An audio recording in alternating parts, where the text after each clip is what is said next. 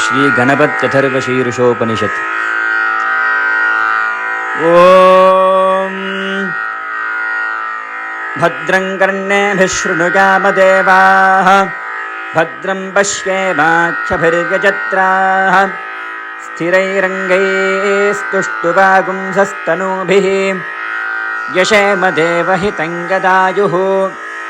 ಸ್ವಸ್ತಿ ನ ಇಂದ್ರೋ ವೃದ್ಧಶ್ರವಾಃ ಸ್ವಸ್ತಿ ನಃ ಪೂಷಾ ವಿಶ್ವವೇದಾಃ ಸ್ವಸ್ತಿ ನಸ್ತಾರ್ಕ್ಷ್ಯೋ ಅರಿಷ್ಟನೇಮಿಃ ಸ್ವಸ್ತಿ ನೋ ಬೃಹಸ್ಪತಿರ್ದಧಾತು. ಓಂ ಶಾಂತಿಃ ಶಾಂತಿಃ ಶಾಂತಿಃ. ಓಂ ಲಂ ನಮಸ್ತೆ ಗಣಪತಯೇ ತ್ವಮೇವ ಪ್ರತ್ಯಕ್ಷಂ ತತ್ತ್ವಮಸಿ ತ್ವಮೇವ ಕೇವಲಂ ಕರ್ತಾಸಿ ತ್ವಮೇವ ಕೇವಲಂ ಧರ್ತಾಸಿ ತ್ವಮೇವ ಕೇವಲಂ ಹರ್ತಾಸಿ ತ್ವಮೇವ ಸರ್ವಂ ಕಲ್ಪಿತಂ ಬ್ರಹ್ಮಾಸಿ ತ್ವಂ ಸಾಕ್ಷಾದಾತ್ಮಾಸಿ ನಿತ್ಯಂ. ಋತಂ ವಚ್ಮಿ ಸತ್ಯಂ ವಚ್ಮಿ ಅವತ್ವಂ ಮಾಂ ಅವವಕ್ತಾರಂ ಅವಶ್ರೋತಾರಂ ಅವದಾತಾರಂ ಅವಧಾತಾರಂ ಅವಾನೂಚಾನವಶಿಷ್ಯಂ ಅವಪಶ್ಚಾತ್ತಾತ್ ಅವಪುರಸ್ತಾತ್ ಅವೋತ್ತರಾತ್ತಾತ್ ಅವದಕ್ಷಿಣಾತ್ತಾತ್ ಅವಚೋರ್ಧ್ವಾತ್ತಾತ್ ಅವಾಧರಾತ್ತಾತ್. ಸರ್ವತೋ ಮಾಂ ಪಾಹಿ ಪಾಹಿ ಸಬಂತಾತ್. ತ್ವಂ ವಾಂಗ್ಮಯಸ್ತ್ವಂ ಚಿನ್ಮಯಃ ತ್ವಮಾನಂದಮಯಸ್ತ್ವಂ ಬ್ರಹ್ಮಮಯಃ ತ್ವಂ ಸಚ್ಚಿದಾನಂದಾದ್ವಿತೀಯೋऽಸಿ ತ್ವಂ ಪ್ರತ್ಯಕ್ಷಂ ಬ್ರಹ್ಮಾಸಿ ತ್ವಂ ಜ್ಞಾನಮಯೋ ವಿಜ್ಞಾನಮಯೋऽಸಿ. ಸರ್ವಂ ಜಗತಿ ತನ್ತ್ವತ್ತೋ ಜಾಯತೆ ಸರ್ವಂ ಜಗತಿ ತನ್ತ್ವತ್ತಸ್ತಿಷ್ಠತಿ ಸರ್ವಂ ಜಗತಿ ತನ್ತ್ವಯಲಯಮೇಷ್ಯತಿ ಸರ್ವಂ ಜಗತಿ ತನ್ತ್ವಯಿ ಪ್ರತ್ಯೇತಿ. ತ್ವಂ ಭೂಮಿರಾಪೋ ನಲೋ ನಿಲೋ ನಭಃ ತ್ವಂ ಚತ್ವಾರಿ ವಾಕ್ಪದಾನಿ ತ್ವಂ ಗುಣತ್ರಯಾತೀತಃ ತ್ವಮವಸ್ಥಾತ್ರಯಾತೀತಃ ತ್ವಂ ದೇಹತ್ರಯಾತೀತಃ ತ್ವಂ ಕಾಲತ್ರಯಾತೀತಃ ತ್ವಂ ಮೂಲಾಧಾರಸ್ಥಿತೋऽಸಿ ನಿತ್ಯಂ ತ್ವಂ ಶಕ್ತಿತ್ರಯಾತ್ಮಕಃ ತ್ವಾಂ ಯೋಗಿನೋ ಧ್ಯಾಯನ್ತಿ ನಿತ್ಯಂ. ತ್ವಂ ಬ್ರಹ್ಮಾ ತ್ವಂ ವಿಷ್ಣುಸ್ತ್ವಂ ರುದ್ರಸ್ತ್ವಮಿಂದ್ರಸ್ತ್ವಮಗ್ನಿಸ್ತ್ವಂ ವಾಯುಸ್ತ್ವಂ ಸೂರ್ಯಸ್ತ್ವಂ ಚಂದ್ರಮಾಸ್ತ್ವಂ ಬ್ರಹ್ಮಭೂರ್ಭುವಸ್ತು ಪರೋ. ಗಣಾದೀಂ ಪೂರ್ವಮುಚ್ಚಾರ್ಯ ವರ್ಣಾದೀಸ್ತದನಂತರಂ ಅನುಸ್ವಾರಃ ಪರತರಃ ಅರ್ಥೇಂದುರಸಿತಂ ತಾರೇಣ ರುದ್ಧಂ.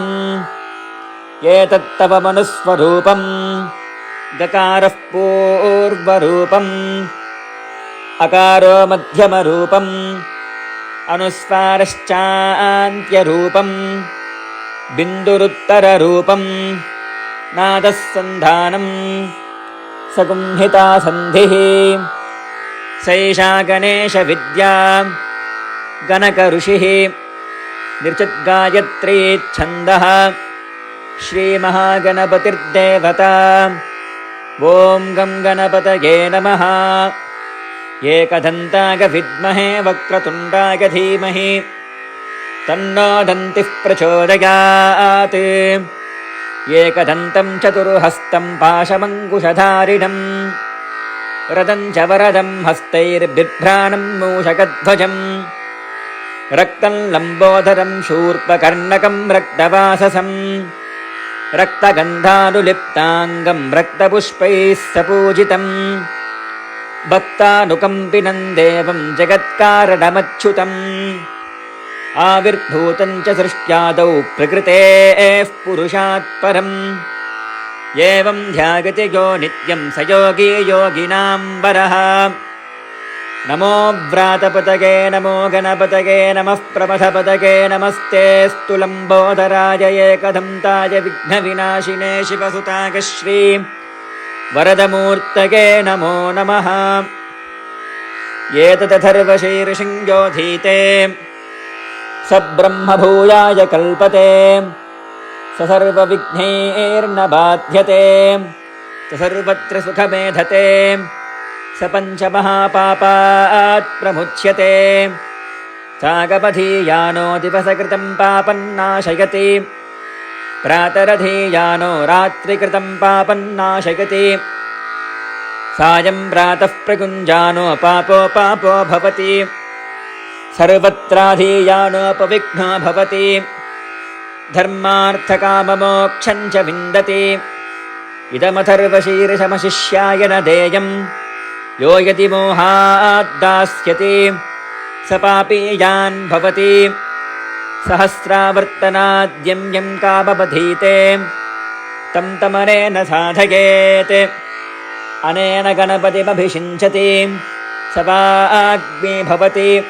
चतुर्थ्यामनश्चं जपति स विद्यावान् भवति इत्यथर्वणवाक्यम् ब्रह्मात्यावरणं विद्यान्न बिभेति कदाचनेति यो दूर्वाङ्गुरैर्यजति स वै श्रवणोपपो भवति यो लाजैर्यजति स यशोवान् भवति स मेधावान् भवति यो मोदकसहस्रेण गजति स वाञ्छितफलमवाप्नोति यस्ताज्यसमिद्भिर्यजति स सर्वं लभते अष्टौ ब्राह्मणान् सम्यग्राहयित्वा सूर्यवर्चस्वी भवति सूर्यग्रहे महानद्यां प्रतिमासन्निधौ वा जप्त्वा सिद्धमन्त्रो भवति महाविघ्नात् प्रमुच्यते महादोषात् प्रमुच्यते महापापात् प्रमुच्यते